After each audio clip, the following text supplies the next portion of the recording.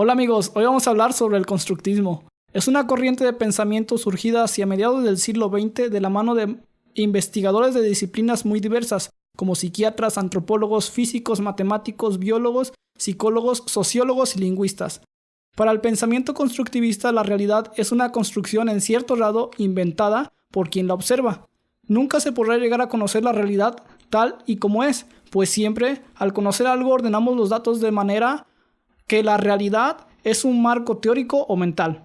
De tal modo, este objeto o realidad que entendemos literal no es tal como lo vemos, sino es algo que hemos construido con base en nuestra percepción y datos empíricos.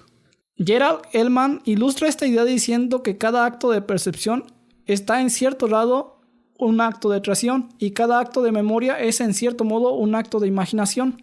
La orientación fundamental de esta corriente partió desde Immanuel Kant, cuando distinguía entre el fenómeno y el neúmeno, una cosa en sí.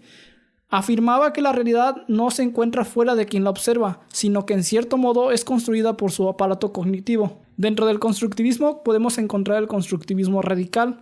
Para von Herschel, el término constructivismo radical se refiere a un enfoque no convencional hacia el problema del conocimiento y hacia el hecho de conocer. Este se inicia en la presunción de que el conocimiento, sin importar cómo se defina, está en la mente de las personas y que el sujeto consciente no tiene otra alternativa que construir lo que él o ella conoce sobre la base de su propia experiencia. El conocimiento entonces es construido a partir de las experiencias individuales. Todos los tipos de experiencias son esencialmente subjetivos y aunque se puedan encontrar razones para creer que las experiencias de una persona pueden ser similar a la de otra, no existe forma de saber si en realidad es la misma.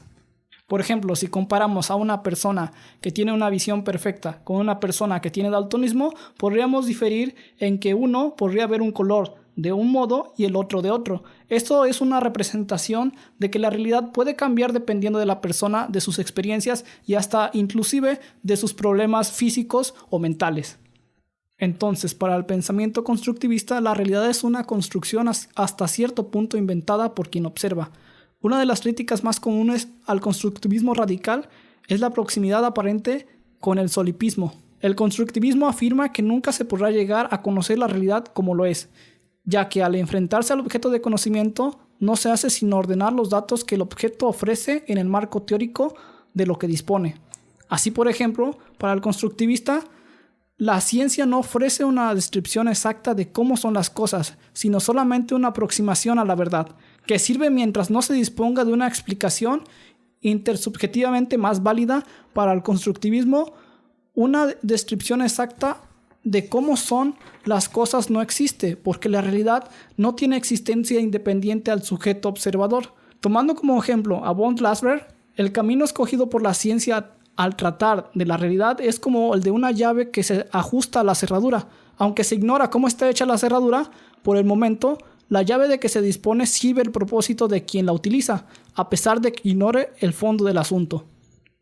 El enfoque constructivista se opone a la teoría cognitiva del procesamiento de información, dado que considera que la realidad no es única, ni objetiva, ni independiente a quien la busca describir y explicar.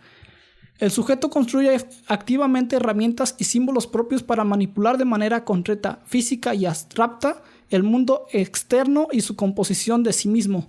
Enfatiza que los símbolos manipulados son construcciones semióticas, es decir, patrones de la conducta de la comunicación incluyendo los signos y su sistema que significa, y los medios por los cuales los seres humanos se comunican.